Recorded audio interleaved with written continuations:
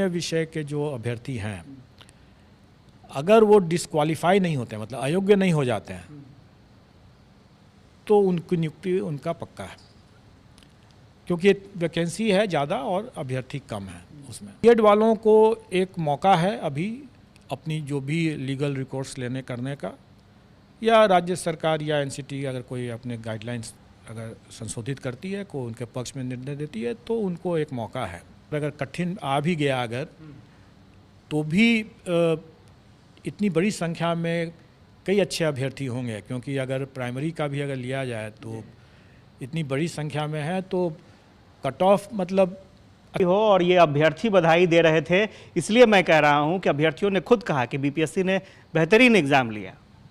बहुत बहुत धन्यवाद सबका, सब लोगों ने सहयोग से और शांतिपूर्ण तरीके से परीक्षा दिया, इसके लिए वो भी बधाई के पात्र हैं। हम लोगों का आयोग में हमेशा से यह प्रयास रहा है कि हम कदाचार मुक्त परीक्षा कराएं, और आप लोगों ने देखा होगा कि 67th की पुनर्परीक्षा से ले करके अभी तक जितनी परीक्षाएं हम लोगों ने लिया है, किसी में भी पेपर लीक या वायरल होने की कोई बात नहीं आई है। और अब ये बिंदु जो है आप इतिहास अब हो गया हमारे लिए।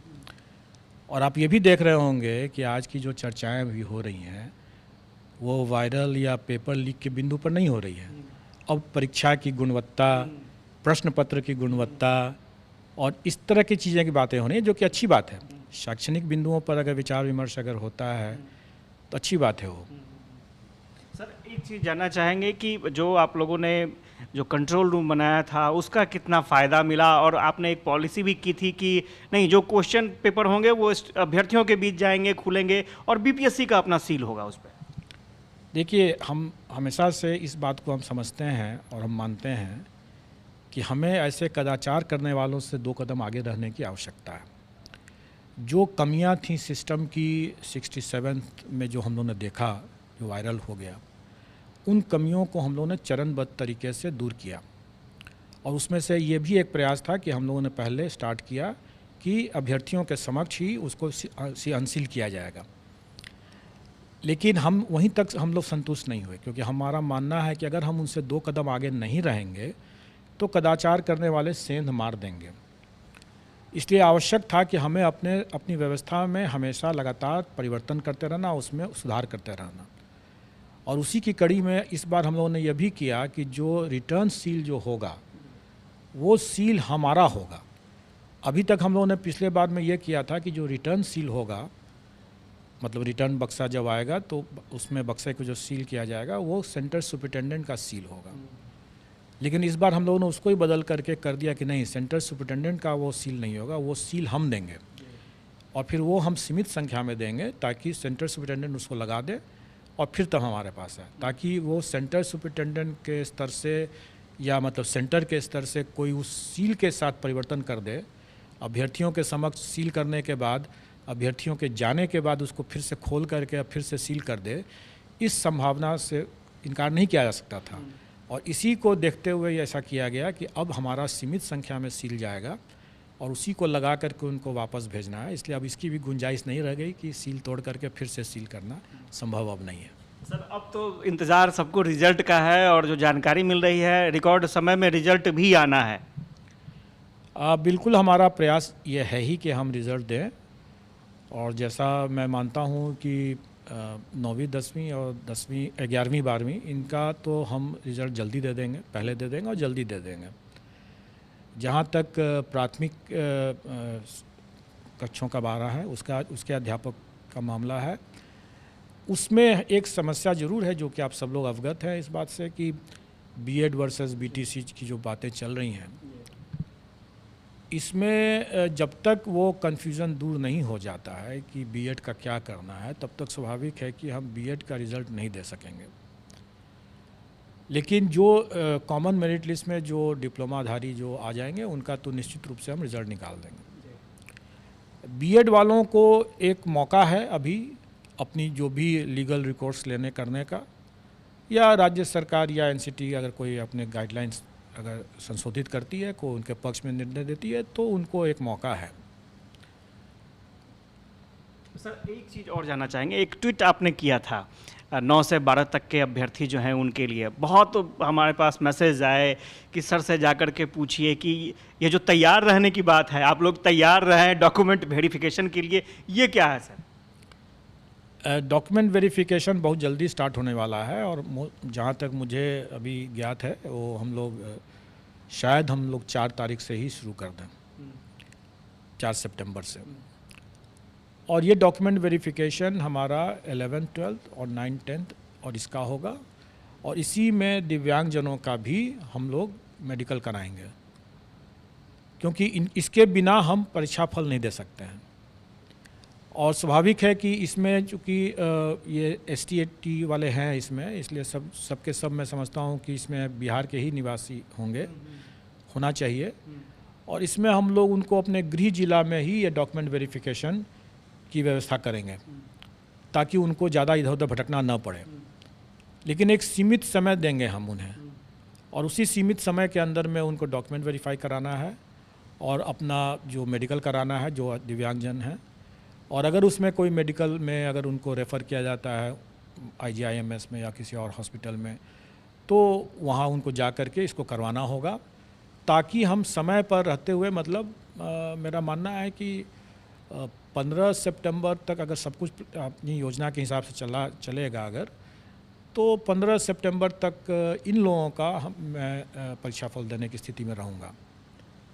और जहाँ तक प्राथमिक की बात है वो मैंने पहले ही बताया कि उनका डॉक्यूमेंट वेरिफिकेशन भी हम लोग स्टार्ट कर देंगे, और लेकिन उसमें थोड़ा टाइम लगेगा। तब तक प्राथमिक के अलावे जितने लोग हैं उन लोग हम लोग कर चुके रहेंगे।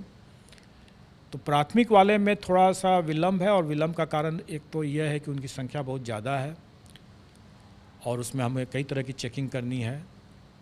और दूसरा जो BEd वर्सेस BTC का भी एक मुद्दा है, इसलिए इन सब को ध्यान में रखते हुए मेरा मानना है कि उनका डॉक्यूमेंट वेरिफिकेशन में थोड़ा टाइम लगा। मैंने अपने पिछले प्रेस कॉन्फ्रेंस में ये कहा भी था कि 20 से 25 के बीच के आसपास में मेरा मानना हो सकता है, उससे पहले भी हम लोग स्टार्ट कर सकें, लेकिन लगभग वही समय रहेगा। सर, कट ऑफ को लेकर के काफ़ी जिज्ञासा है अभ्यर्थियों में, उसके बारे में क्या कहेंगे? कट ऑफ के लेकर के हमेशा से ये जिज्ञासा लोगों को बनी रहती है, लेकिन मेरा मानना है कि अगर आप कुछ एक विषय को अगर छोड़ दें, मैंने तो जो देखा है उसके हिसाब से 9th 10th में सिर्फ 4 विषय, और हायर सेकेंडरी में मतलब 11th 12th में सिर्फ 3 विषय को अगर छोड़ दें, मतलब कि 7 विषय को अगर छोड़ दें, तो बाकी किसी भी विषय में कट ऑफ के लिए चर्चा करना, विमर्श करना या उसके लिए परेशान होने की कोई ज़रूरत नहीं है।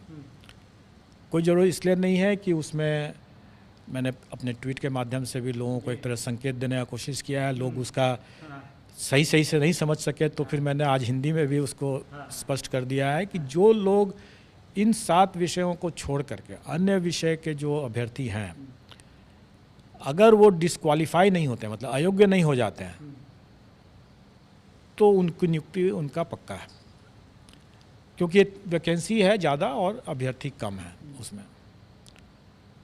लेकिन यही स्थिति बाकी में नहीं है। अब जहाँ तक बाकी जो 7 विषय बचते हैं इसमें, उसमें प्रतियोगिता तो रहेगी ही, और वो गेस करना मेरे लिए सही नहीं होगा वो बताना, क्योंकि मेरा मानना है कि सभी अभ्यर्थी अच्छे हैं और काफ़ी मेहनत करके आए हैं, तो स्वाभाविक है कि कट ऑफ भी अच्छा ही रहेगा। फिर अगर प्रश्न पत्र कहीं पर अगर कठिन आ भी गया अगर, तो भी इतनी बड़ी संख्या में कई अच्छे अभ्यर्थी होंगे, क्योंकि अगर प्राइमरी का भी अगर लिया जाए तो इतनी बड़ी संख्या में है, तो कट ऑफ मतलब अच्छा होगा। कितना होगा, ज़्यादा होगा, कम होगा, ये कि हमारे जो प्रावधान थे वो पहले से दिए हुए थे, जो सरकार की नियमावली में ही घोषित है कि NCT का जो भी होगा परामर्श, उस पर सरकार का जो भी निर्णय होगा वही लागू होगा। तो अगर वो परिवर्तित हो जाता है तो वो परिवर्तित हो ही जाएगा। दूसरा कि माननीय सर्वोच्च न्यायालय का जो निर्णय है वो एक तरह से फोर्स मैज्योर कंडीशन है। फोर्स मैज्योर कंडीशन का ये है कि जो बाहरी कारणों से अगर जिस पर मेरा नियंत्रण नहीं है, अगर उन कारणों से अगर कोई स्थिति उत्पन्न होती है तो उसमें हमें वापस करने का कोई प्रश्न नहीं उठता। ये तो मैंने कानूनी बात बता दिया कि हमें वापस करने का कोई प्रश्न नहीं उठता। लेकिन मेरा दूसरा पॉइंट यह है कि किसी ने वापस के लिए पैसे की मांग भी तो नहीं किया, किसी ने पैसे वापस नहीं मांगा। और ये कहना कि हमें यह राशि वापस करने की ज़रूरत है, तो मैं तो ये कहूँगा कि अगर आप वापस मांग लेते, सरकार के लिए जितना पैसा सरकार इसमें लेती है फीस परीक्षा में, किसको क्या लगता है कि क्या उतने ही में इसका काम हो जाता है? बिल्कुल नहीं होता है। ये सारी की सारी राशि जो है राज्य सरकार के खाते में जाती है और राज्य सरकार इससे कहीं ज़्यादा दोगुना तिगुना खर्च करती है इस परीक्षा को आयोजित करने के लिए। और राज्य सरकार के लिए अगर मान लीजिए कि अगर 1 लाख कैंडिडेट अगर बोलें कि हमको पैसे वापस कर दें, कर दिया जाएगा। सरकार के लिए कोई बहुत बड़ा रकम नहीं है, लेकिन अभ्यर्थियों के लिए कोई भी ये समझना होगा कि ये मांग करते हैं वो, तो क्या वो अपना रेस से बाहर होने के लिए तैयार थे? क्या वैसे बीएड अभ्यर्थी जो इस बात की मांग करते हैं, मीडिया पर मांग जरूर किए हैं, किसी ने ऐसे मांगा नहीं है पैसा। लेकिन अगर आप वो खुद भी सोचें, और मैं समझता हूँ कि उन्होंने खुद सोच ही लिया था और इसीलिए उन्होंने लिखित में मांग नहीं किया था कि अगर हम इस रेस से बाहर हो जाते हैं तो उनका सभी रास्ता बंद हो जाता है। फिर ऐसे तो रेस में हैं तो शायद कुछ संभावनाएं हैं। तो मैं समझता हूँ कि ये सिर्फ मीडिया के लिए उन लोगों ने ऐसी बातें किया और तरह तरह की अटकलबाजी करते रहते हैं, ये बहुत गलत है। और ऐसे चीज़ों को मैं आपको बता दूं कि ऐसे एक अभ्यर्थी के मामले में हम लोगों ने उससे कहा भी, हम लोगों ने देखा उसके इस तरह की मांग मीडिया पर आई, सरासर बीपीएससी को बदनाम करने की इस तरह की गलत सलत बात बोले। हम लोगों ने उसको नोटिस कर दिया और नोटिस में उसने रोते हुए उसने लिखित माफ़ीनामा दिया है।